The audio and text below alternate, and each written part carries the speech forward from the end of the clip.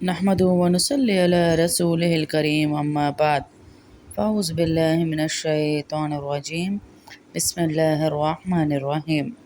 अल्लाह के नबी सल्लल्लाहु अलैहि वसल्लम ने फरमाया कि जिसको कोई अहम हाजत पेश हो, बहुत परेशान हो, तो वो कसरत से दुरूद पाक पढ़े। कोई भी मुश्किल आती है तो बार बार इजहार करना, परेशानी का बताना, बड़ी परेशानी में हूँ, बड़ी परेशानी में हूँ। दुखों ने तुमको जो घेरा हो तो दुरूद पढ़ो, दुखों ने तुमको जो घेरा हो तो दुरूद पढ़ो, जो हाज़िरी की तमन्ना हो तो दुरूद पढ़ो। तो जब टेंशन दूर करने का, मुश्किल दूर करने का, परेशानी दूर करने का वजीफ़ा मिल गया है, चाबी मिल गई है, तो फिर फजूल इधर उधर भागने के बजाय हमें दुरूद पाक की कसरत करनी चाहिए। सल्लु अलल हबीब सल्लल्लाहु अला मुहम्मद। आज मैं आपको अल्लाह के एक नबी का वाक़या सुनाऊंगी, जिससे आपको पता चलेगा कि ज़िंदगी में सब्र करने की फ़जीलत क्या है। कुरान मजीद में तफसील से इसका ज़िक्र मौजूद है।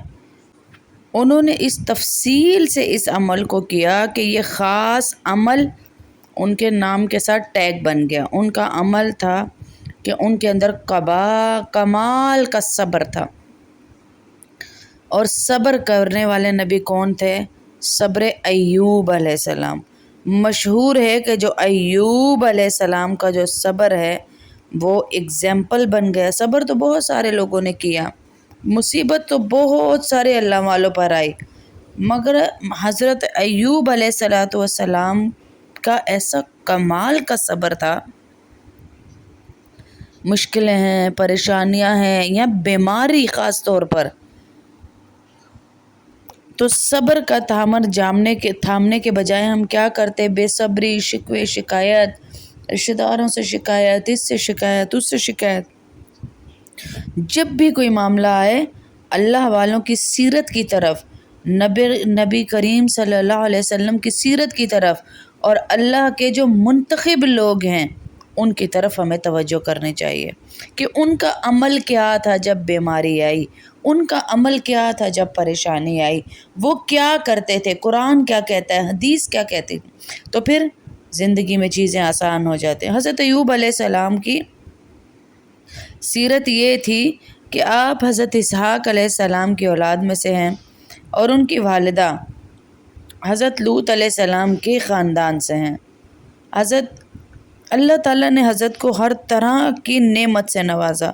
आप हुस्न वाले थे, सीरत वाले थे, खूबसूरत थे, खूबसीरत थे, माल भी बहुत ज़्यादा दी, औलाद में भी बहुत कसरत थी, वेल ऑफ लाइफ थी, माल भी थी, खूबसूरती भी थी, औलाद भी थी। माल था तो घर भी थे, जानवर भी थे, बहुत बड़ा एक कारोबारी सिस्टम था।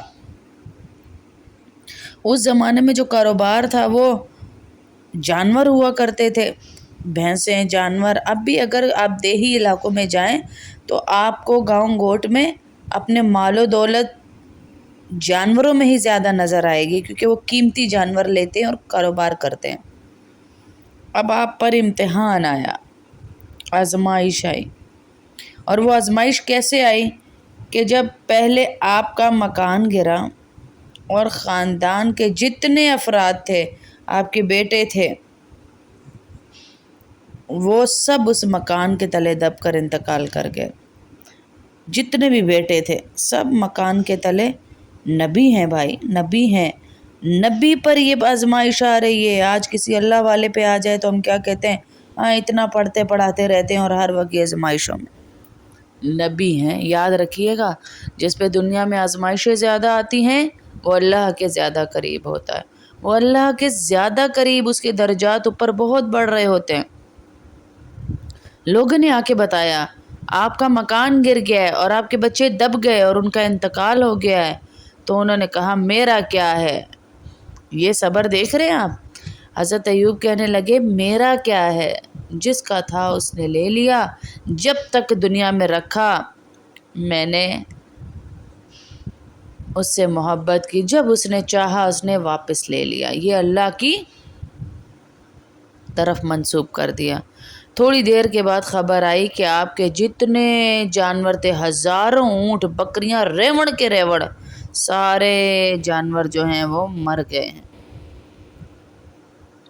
اب آپ کی جتنی دولت تھی، پہلے اولاد گئی، یہ وقفے وقفے سے ان کے اوپر آزمائشیں آئیں کہ اب آپ کے جانور سارے، اب آپ ہمیں دیکھیں، ہمیں کوئی کہے ہماری ساری گاڑیاں ایک دم گیراج میں آگ لگی اور گاڑیاں جل گئیں تو کیا حال ہوگا، کیا ہمارا وویلا ہوگا، ذرا اپنے پہ رکھ کے سوچیں۔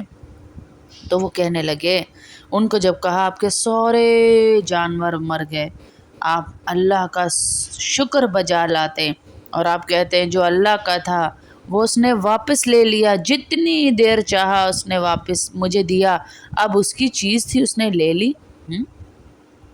صبر دیکھ رہے ہیں آپ، اللہ ہمیں صحت دے کے کچھ دن ذرا لے لے، کچھ گھنٹے ہمارے سر میں درد ہو جائے، کچھ گھنٹے ہم بیمار ہو جائیں تو ہم کیسی ناشکری کے کلمے اپنی زبان سے نکالتے ہیں، کیسے عذاب والے کلمے اپنی زبان سے ہم نکالتے ہیں۔ اور ان کا شکر، ان کا صبر کہ اللہ کی چیز تھی اور اللہ نے، یہ بولنا بڑا آسان ہے، جس پہ گزر رہا ہوتا ہے اسے پتہ ہوتا ہے۔ ایسا صبر، ایسا صبر، ایسا صبر۔ پھر کچھ عرصہ گزرا تو کہا کہ تمام کھیتیاں، بازار، آپ کے جتنا کچھ تھا وہ سب برباد ہو گئے، اب تو آپ کے کھیت بھی چلے گئے حضور۔ آپ نے فرمایا کہ جس کا تھا اس نے لے لیا، میں اس کی رضا پر راضی ہوں۔ ایسا صبر، کہا جب تک میرے پاس تھا وہ مجھے دیا تھا، اس کی امانت تھی، اب اس نے لے لیا۔ اب ان کے پاس کچھ بھی نہیں تھا، ہی واز ایمٹی ہینڈڈ، ان کے پاس کچھ نہیں تھا، نہ مال، نہ اولاد، نہ کوئی دولت۔ حضرت ایوب علیہ السلام کی زبان پر پھر بھی شکر ہے، شکوہ نہیں ہے، پھر بھی فرما رہے ہیں اللہ میں تیری رضا پر راضی ہوں۔ ابھی امتحان ختم نہ ہوا تھا، اس امتحان کے پیچھے مفسرین نے ایک اور قول بھی نقل کیا کہ شیطان نے حضرت ایوب علیہ السلام کو دیکھ کر اللہ کی بارگاہ میں کہا کہ اللہ یہ بندہ اس لیے تیرا شکر گزار ہے کہ تو نے اسے بڑا نوازا ہے، اولاد دی ہے، مال دیا، سب کہتے ہیں نا لوگ، اور بھائی یہ کیوں نہ بانٹے، مال والے ہیں نا، اکثر ہم جیسے کہہ دیتے ہیں نا، او بھائی امیر اس لیے بانٹتے ہیں، ان کو اللہ نے مال بہت دیا ہے، ان کے اخلاق اس لیے اچھے، ان کو اللہ نے مال بہت دیا ہے، ہم غریب ہیں تو ہم کاٹے کاٹے ہی دوڑیں گے نا، ہماری بھی یہ جملے۔ تو شیطان نے کہا جا کے کہ اس لیے تیرا اتنا شکر گزار ہے، تو نے اسے مال دیا، اولاد دی، تو اللہ نے امتحان بھیجا تاکہ پتہ چلے کہ میرے نیک بندے امتحان کے بعد بھی صبر کرتے ہیں۔ لیکن اب سب چلا گیا تو شیطان نے کہا ابھی جان تو، صحت تو باقی ہے نا، آپ نے انہیں آزما تو لیا، لیکن صحت پہ تو آزمائش ڈال کے دیکھیں یہ کیسے ناشکرے بنیں گے۔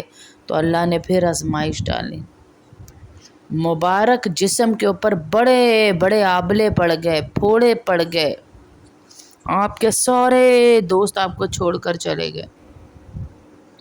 جب تک پیسہ ہے، شہرت ہے، مال ہے تو دوستیاں بھی ہیں، آس پاس بہت سارے لوگ ہوتے ہیں، جب یہ ساری چیزیں چلی جائیں نا تو کوئی بھی ساتھ نہیں آتا، ایسی کنڈیشن میں پتہ چل جاتا ہے برے وقت میں کہ کون آپ کے ساتھ کھڑا ہے، دوستی مال کے لیے تھی یا آپ کی شخصیت کے لیے تھی،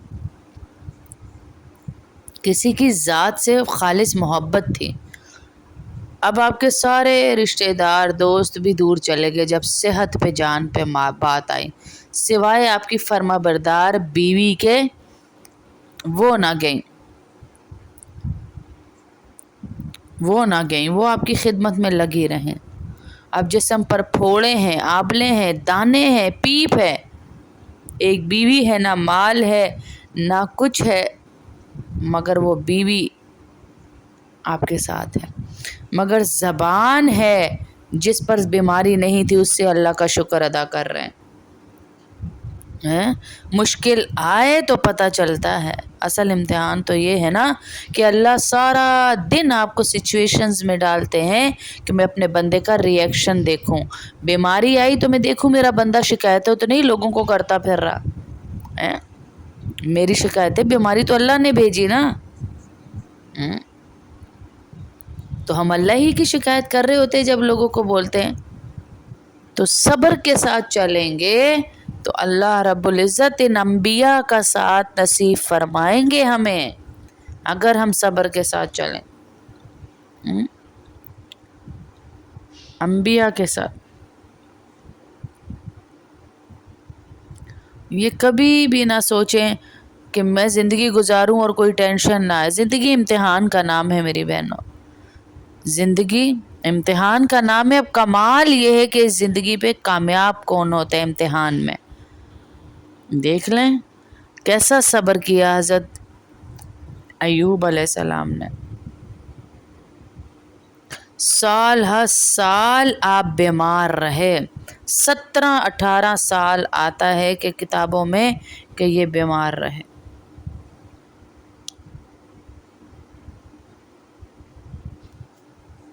ہمارا مسئلہ کیا ہے، ہم پہ کوئی مسئلہ پریشانی بیماری آتی ہے، ہم ساری دنیا کو کہہ دیں گے، بتا دیں گے، لیکن اس سے نہیں کہیں گے جس نے دور کرنا یعنی اللہ.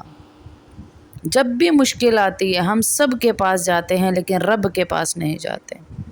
آپ اللہ کے پاس جائیں، اللہ کی قسم اللہ آپ کی مشکلوں کو حل بھی کرے گا اور آپ کو دل کا سکون بھی دے گا. اس کی بارگاہ میں فریاد کریں، روئیں، اس کی بارگاہ میں فریاد کریں، روئیں، اس سے مانگیں، دیتے ہیں اللہ پاک. اپنی پرابلمز کے لیے دنیا والوں کے پاس جاتے ہیں، ان کے لیے بہت بڑا درس ہے. کسی کو حالات کیوں بتائیں، کسی کا احسان کیوں اٹھائیں، کسی کو حالات کیوں بتائیں، کسی کا احسان کیوں اٹھائیں. تم ہی سے مانگیں گے، تم ہی سے لیں گے، تمہارے ہی در سے لو لگی ہے. اللہ کی بارگاہ میں عرض کریں، لو لگائیں. دنیا والوں کے پاس کچھ نہیں رکھا لیکن ہم دنیا ہی والوں کے پیچھے بھاگ رہے ہیں. التجا کرتے رہے، دعا کرتے رہے، ربی انی مسنی الضر وانت ارحم الراحمین.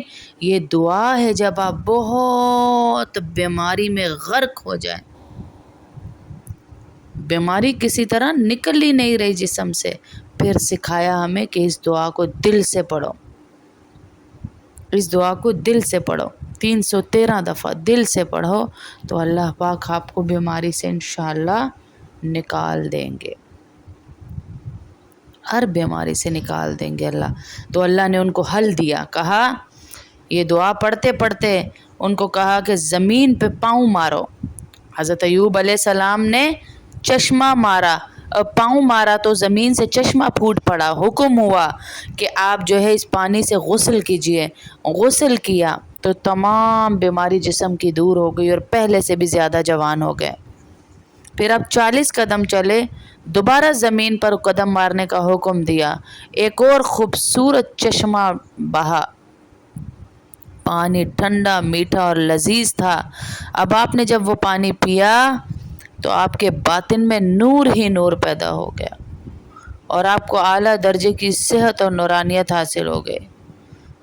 اللہ پاک تو قادر ہے نا، اللہ نے آپ کی وہ ساری اولاد جو دب کر مر گئی تھی ان کو بھی واپس لوٹایا، ان کو سارا کچھ واپس کیا، بیوی کو دوبارہ جوانی بخشی. کیوں کہ آزمائش پوری ہو گئی.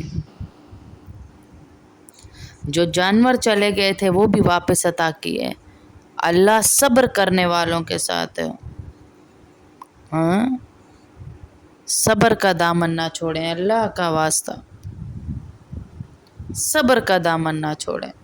جتنی بڑی مصیبت ہو، آیت کریمہ اور یہ دعا، بیماری کے لیے یہ دعا ربی انی مسنی الضر وانت ارحم الراحمین، اور